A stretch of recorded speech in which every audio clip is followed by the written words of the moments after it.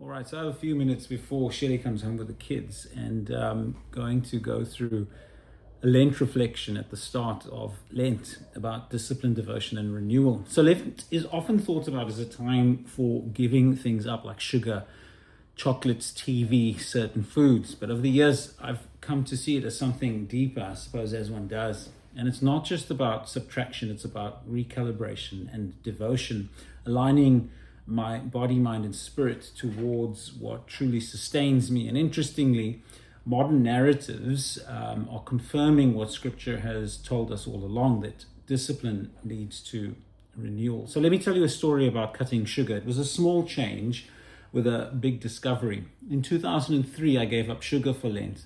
And at the time, I was drinking 6 to 8 cups of tea and coffee daily, each with 2.5 spoons of sugar. And so I just wanted to cut back on sugar. But in 2 weeks, something unexpected happened. I stopped sneezing. So for years, I thought that I had had a mild allergy, but I realized that the sugar had been causing the inflammation and the sneezing. And it was one small change, one small decision that changed how I approached food, and I've done that ever since. So that change had physical benefits. Sugar, we know, fuels inflammation, which is linked to allergies and autoimmune diseases and sometimes cancer. And cutting it reduces chronic inflammation and stabilizes blood sugar levels. There are also mental benefits. So sugar spikes dopamine in the short term, and it creates short bursts of pleasure followed by those crashes. And without it, energy levels and mood become more stable. And then there are also spiritual benefits. So food shouldn't have control over us. And when I gave up sugar, I realized how much my body wanted it. So discipline in eating became an act of devotion, choosing nourishment over indulgence. And I suppose it reminds me of what Paul wrote, I will not be mastered by anything, when he wrote to the Corinthians, 1 Corinthians 6:12. And fasting from sugar taught me that small dependencies can shape us more than we realize.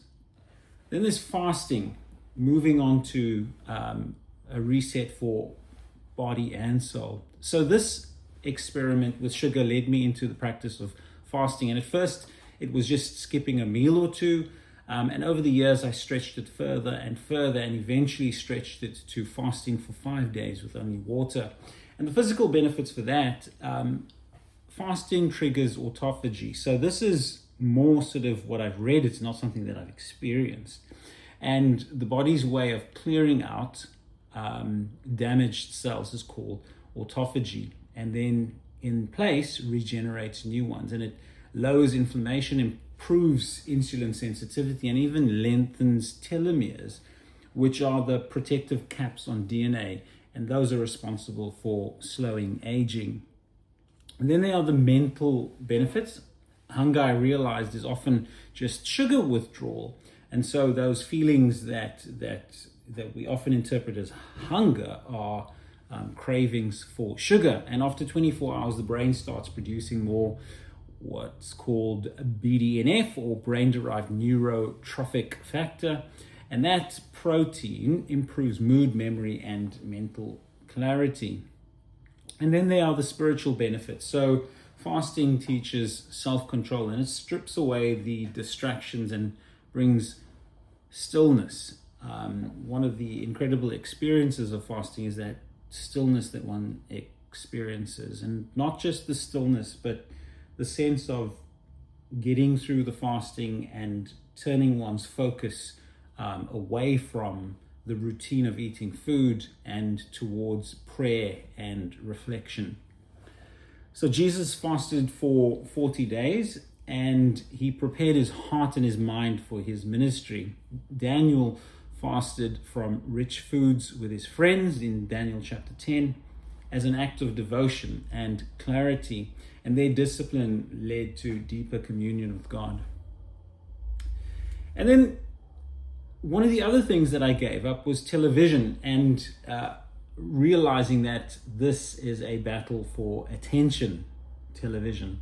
So in 2002, I gave up television for Lent, and it seemed simple, just to free up some time. But after 40 days, when I was around a television again, I felt something quite startling. The constant noise and the flashing images, I didn't experience those as neutral. They were demanding my attention, pushing thoughts into my mind that I hadn't chosen. And so the physical benefits is that I had less screen time, and less screen time, if you can achieve it, improves sleep and reduces exposure to stress-inducing content. There are the mental benefits. So the mind becomes less reactive and more intentional. And this is one of the things that I experienced, is that I decided at the end of Lent that I was not going to watch television, and that I was going to pick the media, whether that's in the form of books or articles or cinema. I replaced the media that I was consuming with media that I wanted. And that leads to the spiritual benefits of choosing what I consume. And so I wasn't just avoiding television, but I was making room for the things that I wanted to consume. I wanted to meditate on. So Daniel resolved not to defile himself with the king's food, and he chose what he consumed, not just physically, but spiritually. And Jesus said that the eye is the lamp of the body. So what we watch, what we hear, shapes our hearts. So the conclusion is that discipline leads to devotion. And over the years, I've realized that Lent is not primarily about deprivation. It's about realignment and devotion. Fasting, scripture reading, mindful eating, and being intentional with what I consume have shaped me physically, mentally, and spiritually. Jesus fasted. Daniel disciplined his body. Paul pressed on with self-control. And each of them shows us that discipline isn't just about restriction. It's about freedom. It's about making space for God, which is ultimately devotion and an act of worship.